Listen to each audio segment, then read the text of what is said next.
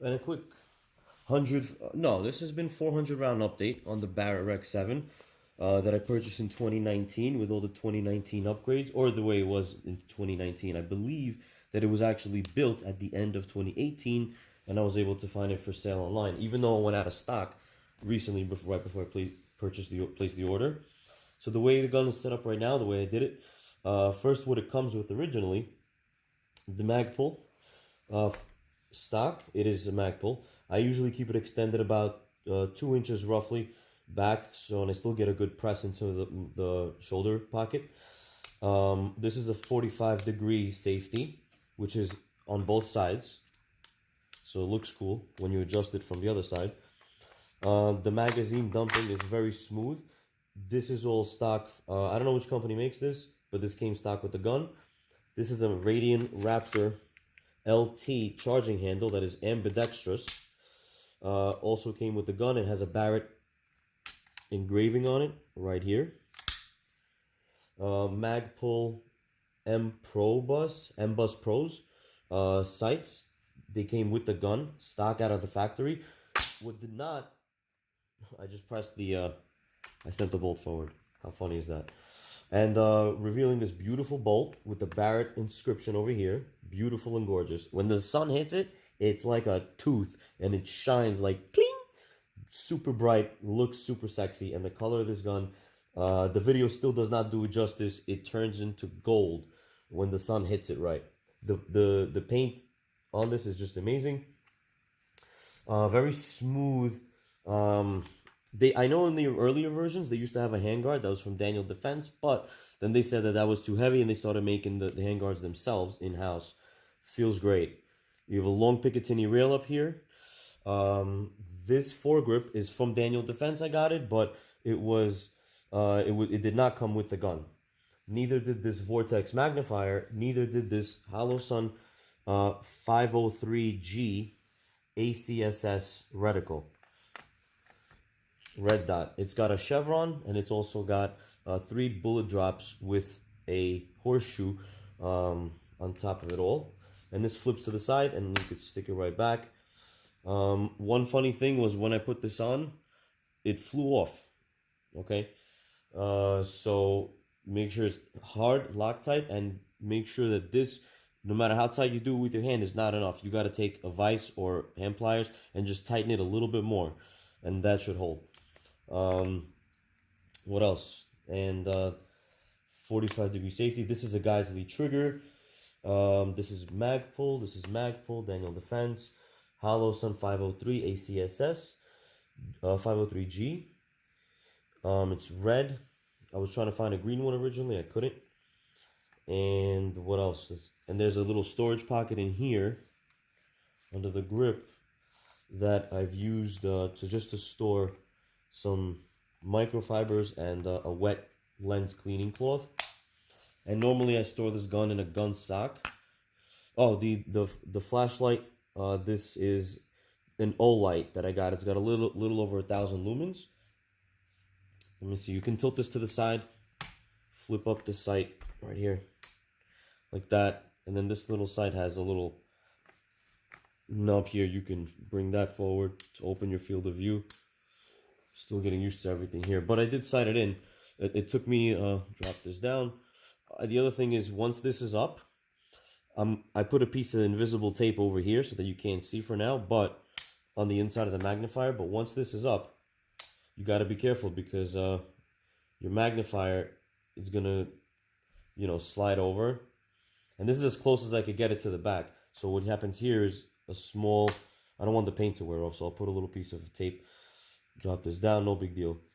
Drop this down. I haven't tuned my sights yet, my iron sights, but my red dot is perfect. It's on point. What else? And I went through about 400 rounds of this gun. I would say that to my amazement of how little cleaning is required of this gun, it is so clean, I can't even say.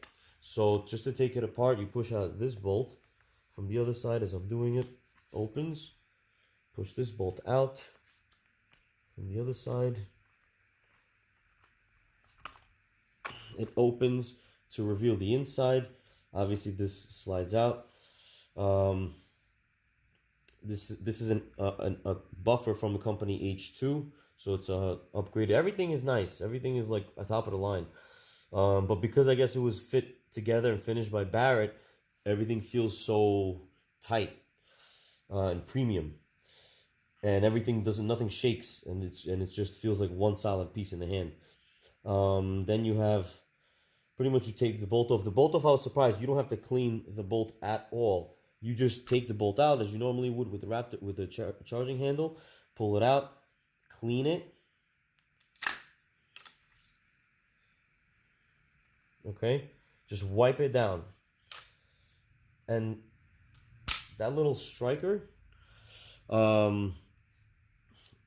it's chrome lined, so therefore it also does not get dirty, which is crazy. So you just wipe it down with some ballast oil, grease that up, lube it up, and then put everything back together. Done. Done. And in the front, there is a, this is where we have the gas block selector. It goes from unsuppressed to regular suppressed, and there is some dielectric grease that's allowing this to pivot, because this piece where this is all welded into one. This little Picatinny rail is welded and is part of this whole complex, and what's inside that is the piston head, which is a short stroke piston, so it doesn't need a lot of room to move, so only really this little black part gets hot. I got this little rubber ring which turns bright pink red upon this anything it touches reaching 141 degrees Fahrenheit. And this little flashlight, I like it here because it's chargeable via remote wire. You don't have to unscrew it or take anything off. And what you do is you press this little button to access the only area that you really have to clean. You take this off, right? Wait, I'm turning the wrong way. Okay, so you go from unsuppressed to suppressed to spin it again. That removes this little nub, which I put dielectric grease on it. So let's be careful. And here, and then the piston falls right out. I'm not gonna pull it out, but this goes right back in the way it came in. There's a button that gets depressed. Make sure everything is lubed. I'm gonna leave it on regular unsuppressed, so that way I'm ready to shoot the next time I go to the range. This is a flash hider from Barrett, and this barrel has a 1-in-7 twist, but the flash hider, I don't know if they make it themselves or if it's someone else's. The chrome lined barrel, if that striker pin speaks any volumes or says anything, then that chrome lined barrel, because that striker pin is also chrome lined, is probably clean as hell. It'll probably never ever get dirty, because that little striker pin is super clean. You just take one pad and wipe off anything that you see, and because it runs kind of moist, everything just runs right off. So I've used this gun for about 400 rounds thus far at the range. A lot of, was sighting it in. My Hollow Sun took about 200 rounds to sight in, and yeah, it was a very and the gun shoots very accurate. It shoots so accurate that it's I was surprised how good I was actually with this the first time going to the range. Actually, the first few times going to the range, and then since then, like I said, I think this is the way it's gonna sit, with the permanently magnifier, the optic, that flashlight, and the foregrip where it's at, and everything as is. I think this is the final setup. It's very well balanced. Most of the weight of the gun is over here.